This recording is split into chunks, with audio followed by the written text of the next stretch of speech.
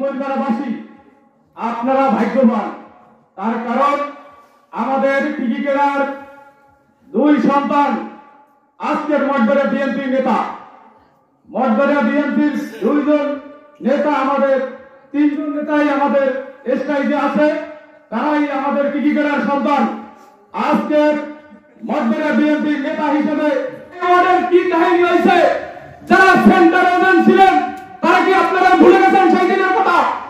আজকের এই সালাম মেম্বার, এদিনকার মেম্বার ছিল রানী, সে রুস্তুম ফরাজির এজেন্ট ছিল। ওই রাঙ্গারি কোনাইয়া সালাম মেম্বারের লাথি মারছে কেন?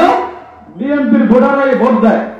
একজন আমাদের বোন মহিলা এজেন্ট ছিল, তার কি বোকা উন্নত ছিল আপনারা জানেন? রাঙ্গারি বোন তার ওই কুখ্যাত সন্ত্রাসী দিয়া তা ছিনিয়ে নেয় নাই।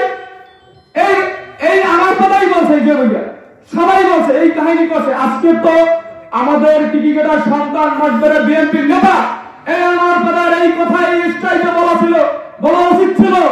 আজকের ওই দিনকার যারা এই তার বাড়িতে নারকীয় তাণ্ডব আমাদের উপর গড়িয়েছে, তাদের সাথে হাত মিলিয়ে আজকের সারাদিন সকাল সন্ধ্যা এই ওয়ার্ডে অনেক পরিশ্রম করতে, জীবনের মনে হয় শেষ পরিশ্রম জন্য এই মিটিং এর জন্য কোনো লোক না আসে। আমি আমার বড় ভাই, আমারই ওয়ার্ডের সন্তান, মঠবাড়িয়া বিএনপির নেতা, মঠবাড়িয়ার সাবেক সরকারি কলেজের ভিপি, এবং আমি ছোটবেলায় থেকে দেখছি বিএনপির যত নির্বাচন জাতীয় আমার ওই সেন্টারে সে আমার দায়িত্ব পালন করছেন। আমি তার কাছে উদ্যত আহ্বান এবং আপত্তি জানাচ্ছি, এই টিকিকেটে এই 2018 সালের এবং 2015 সালে যে ঘটনা ঘটিয়েছেন, এটা আপনি মাথায় রাখবেন।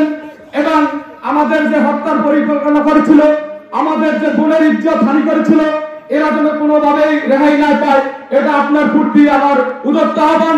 যেহেতু আপনার ক্যারিয়ার আমি 2000 সালের আগেই দেখছি, 96, 97, 98 দেখছি যে ক্যারিয়ার ছিলেন, সেই ক্যারিয়ার এই টিকিট আপনি বহন করবেন এবং টিকিট খেয়াল রাখবেন মঠবাড়িয়া বিএনপি নেতা হিসেবে, যাতে এই সন্ত্রাসীদের জন্য কোনো প্রকার পার না পায়, এরা যেন কোনো রেহাই না পায়। আমরা জানি যে টিকিট যে মামলা হয়, আমরা জানি না কিছু না। এই যারা আমাদের বোনের ইজ্জত নষ্ট করছে এবং আমাদের হত্যার পরিকল্পনা করেছে, তারা এখন পর্যন্ত কোনো আসামি দেখি না। আবার আমার কথা তাদের কি তার ওঠানোটা সবসময় চলে। তাই আমার বড় ভাই মোস্তফা ভাইকে আমি আহ্বান করছি, এটা আপনি খেয়াল রাখবেন।